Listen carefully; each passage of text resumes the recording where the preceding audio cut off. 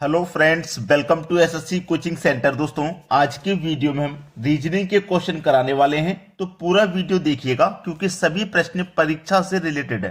तो चलिए स्टार्ट करते हैं। पहला सवाल है, यहां पर आपको पता चल गया कि ये पासा का सवाल है।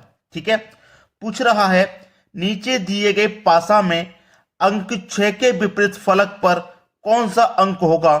उसने पूछा है 6 के विपरीत फलक पर, 6 के विपरीत। ठीक है, तो ये पासे की अगर हम बात करें तो ये साधारण पासा है हमारा, साधारण पासा।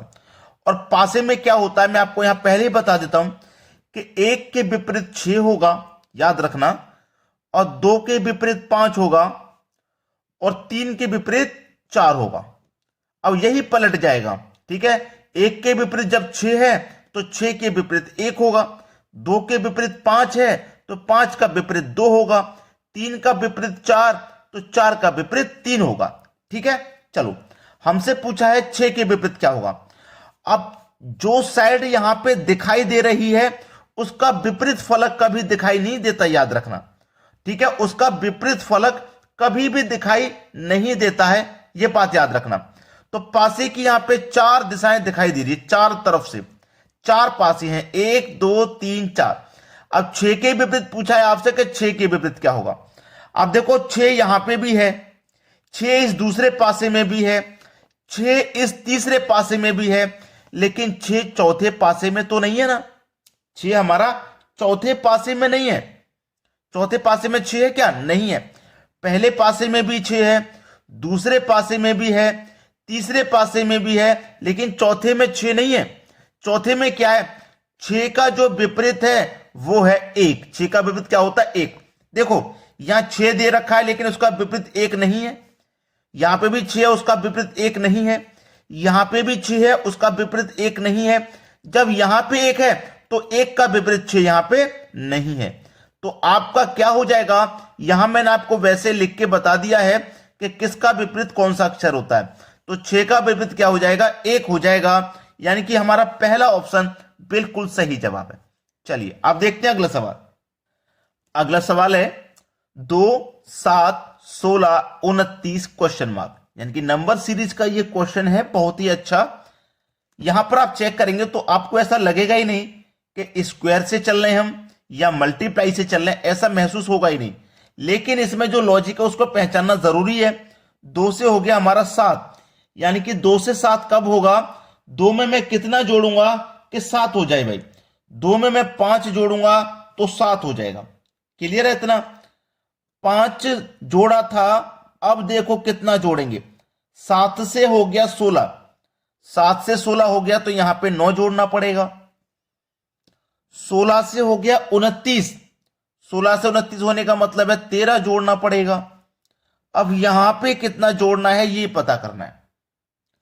यहां पे अगर मैं देखूं 5 9 13 तो समझ में नहीं आ रहा होगा, क्योंकि 5 का अगर मैं मल्टीप्लाई भी करता हूं तब भी मल्टीप्लाई में भी नहीं जोड़ रहा है, स्क्वायर वाली फॉर्म में भी नहीं है। लेकिन मैं डबल डिफरेंस कर लेता हूं। ये मैंने एक सिंगल डिफरेंस किया, अब मैं डबल कर लेता हूं। डबल डिफरेंस, पहले 5 जोड़ा था, 5 के बाद 9, यानी कि 5 में अगर मैं 4 जोड़ दूंगा तो 9 जोड़ेंगे, और अगर मैं 9 में भी 4 जोड़ दूंगा तो 13 जोड़ेंगे, और अगर मैं 13 में भी 4 जोड़ दूंगा तो 17 जोड़ेंगे। डबल डिफरेंस से समझ में आ गया ना? फर्स्ट डिफरेंस से समझ में नहीं आया तो डबल से आ गया होगा। यानी कि 29 में हम क्या करेंगे? 17 को जोड़ देंगे। 29 में 17 जोड़ेंगे कितना हो जाएगा? 46 हो जाएगा, और 46 आपके डी ऑप्शन में है, बिल्कुल सही जवाब। सभी को समझ में आ गया ना? चलिए अब देखते हैं अगला प्रश्न। अगला सवाल है, दिए गए विकल्पों में से विषम अक्षर युग्म को चुनिए। विषम को चुनना है, 4 ऑप्शन है आपके पास, चारों में से कोई एक विषम होगा। चलिए अगर मैं यहां पे देखूं AEC PTR, ऐसा समझ में नहीं आएगा। अगर मैं पहले को नंबरिंग कर लूं, जैसे A मेरा 1 नंबर पे आता है, E मेरा 5 पे आता है, C मेरा 3 नंबर पे आता है। ठीक है, ऐसे ही मैं इनको नंबर कर लेता हूं।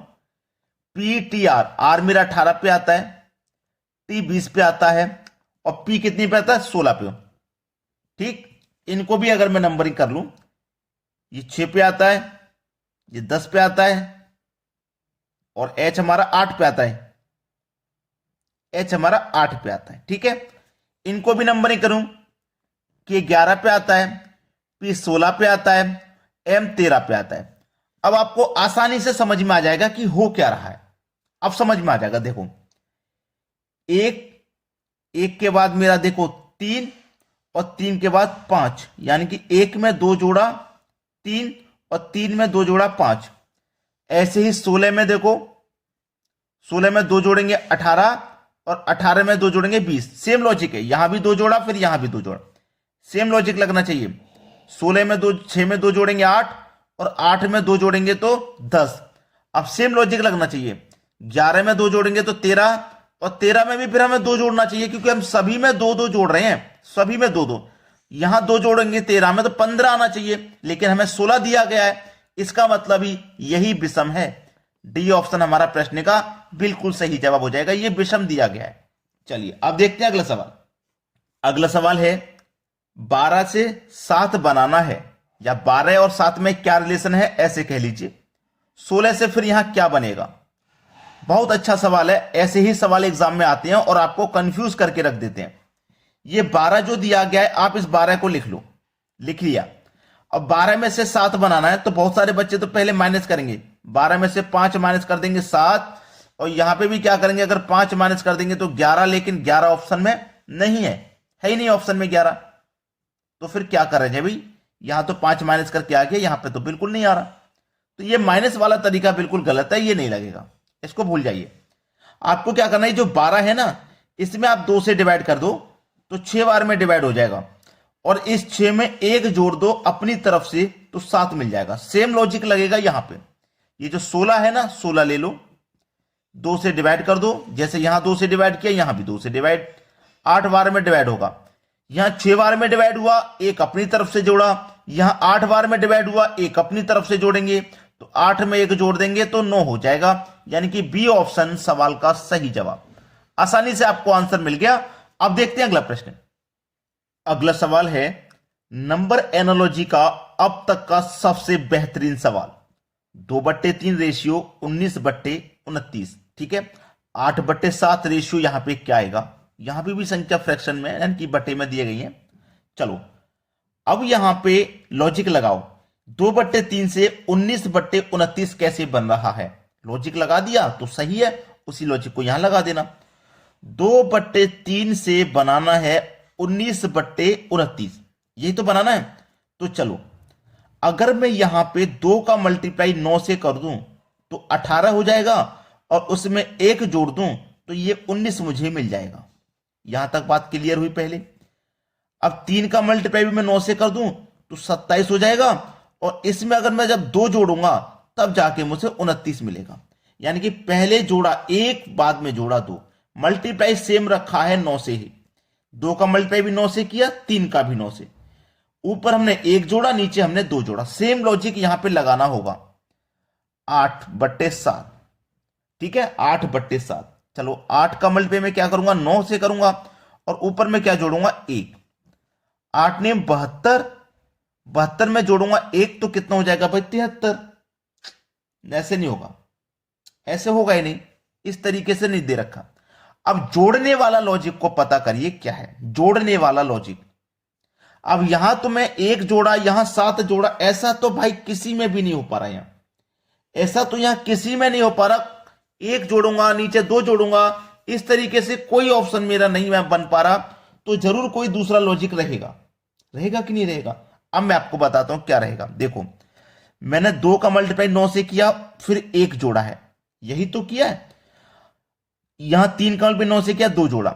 ये 1 और 2 क्यों जोड़े गए हैं, अब इसमें थोड़ा सा लॉजिक देखिए कि इस 2 से 1 कम करके जोड़ा गया, और इस 3 से 1 कम करके जोड़ा गया। ऐसे ही इस 8 से 1 कम करके जोड़ेंगे तो 7 जोड़ेंगे, क्या हो जाएगा, 8 ने 72, 72 में 7 जोड़ दो 79। सेम लॉजिक लगना चाहिए भाई। यहां भी मल्टीप्लाई 9 से, प्लस कितना करेंगे, इससे 1 कम, जैसे यहां 2 से 1 कम करके 1 हो गया, 3 से 1 कम करके 2 हो गया, 8 से 1 कम करके 7 हो गया, और 7 से 1 कम करके 6 हो जाएगा। बात समझ में आ गई, ठीक। 7 ने हम 63, और 63 में जोड़ देंगे 6 तो ये हो जाएगा 69। 79/69, 79/69, 79/69, सी ऑप्शन प्रश्न का बिल्कुल सही जवाब हो गया आपका। बात क्लियर हो गई सभी को। तो चलिए आज की वीडियो में इतना ही, लेकिन आपको वीडियो पसंद आया है तो शेयर और लाइक तो बनता भाई, इतना काम तो जरूर करके जाएं, शेयर और लाइक। ठीक है दोस्तों, धन्यवाद।